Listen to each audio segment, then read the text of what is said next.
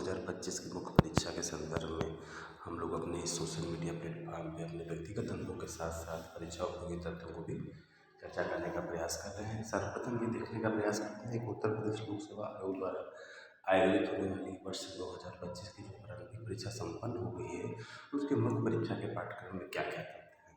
पहला तो आपका एक सामान्य हिंदी का प्रश्न पत्र होगा, उसके साथ साथ उसी मीटिंग में निबंध का प्रश्न पत्र होगा।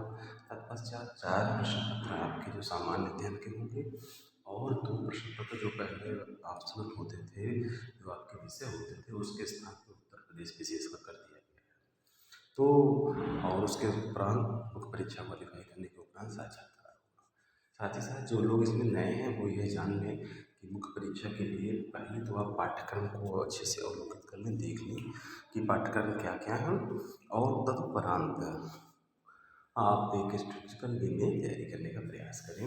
उत्तर प्रदेश लोक सेवा आयोग द्वारा एक तो प्रवर अधीनस्थ परीक्षा है, उसके साथ साथ लोअर सपार्डिनेट है और यूडीए समीक्षा अधिकारी सहायक समीक्षा अधिकारी की परीक्षाएं दिसंबर में जाती है, जिसके संदर्भ में मैं अपने व्यक्तिगत अनुभव तथा परीक्षा के तथ्यों को समय समय में प्रस्तुत करने का प्रयास करता हूँ।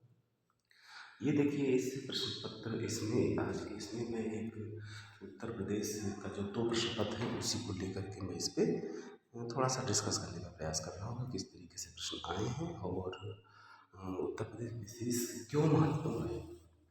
क्योंकि सब्जेक्ट हटने के उपरांत ये 2 प्रश्न पत्र 400 नंबर का हो गया है और इस पर बिना घमंड बनाए आप मुख्य परीक्षा में अच्छे अंक नहीं ला सकते हैं। और इसके लिए अध्ययन की जो प्रारंभिक सामग्री है, वो जो प्रारंभिक परीक्षा है तो आप पढ़ते हैं वाणी प्रकाशन की या विभाष की या और अन्य पतली मैगजीनें, उसी को आप आधार बनाएं, वो आपका बेस का काम करेगा। तदुपरांत उसके आगे उसमें एडिशनल महत्वपूर्ण तथ्यों को जोड़ने का प्रयास करें और जो टॉपिक है उसके संदर्भ में बहुत सारी राज्य स्तर से भी जो है शासन के स्तर से भी कुछ पत्रिकाएँ निकलती हैं, उसको हम लोग डिस्कस करेंगे, देखेंगे। हाँ, ये एक और महत्वपूर्ण चीज़ है कि मुख्य परीक्षा हेतु लेखन कौशल आपका बहुत स्ट्रांग होना चाहिए।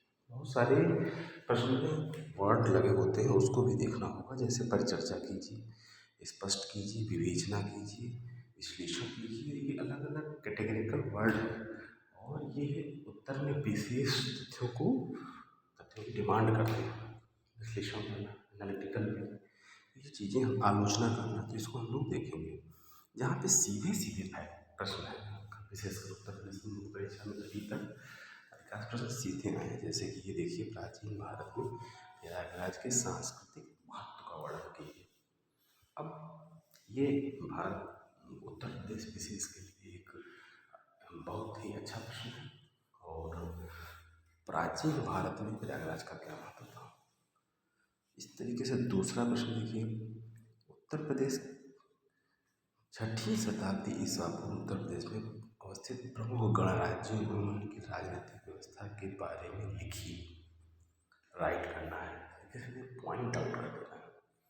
देखिए यहाँ पर यह भी जरूरी है कि 8 नंबर और 12 नंबर के जो प्रश्न हैं उसमें से कोई प्रश्न आपके छूटने ना पाए। अगर कोई प्रश्न छूट गया तो वो आपको परीक्षा से बाहर कर देगा। ये 2 प्रश्न है, इसको पॉज करके देखिए। परीक्षा के संदर्भ में मैंने डाल दिया है, आपको सारे प्रश्नों को से पॉज करके प्रश्न पत्र को देखिए और उसको समझने का प्रयास करें। साथ में पाठ्यक्रम भी अपने साथ रख लें और मिलान करें, कहाँ से आए हैं प्रश्न और भविष्य में कहाँ से आ सकते हैं। रणनीतिक वे में स्मार्ट स्टडी करने से ही परीक्षा में सफलता मिल सकती है। और अगर होलिस्टिक स्टडी करेंगे तो सारे तैयार करने में आपको कुछ ना कुछ भूलता ही जाएगा।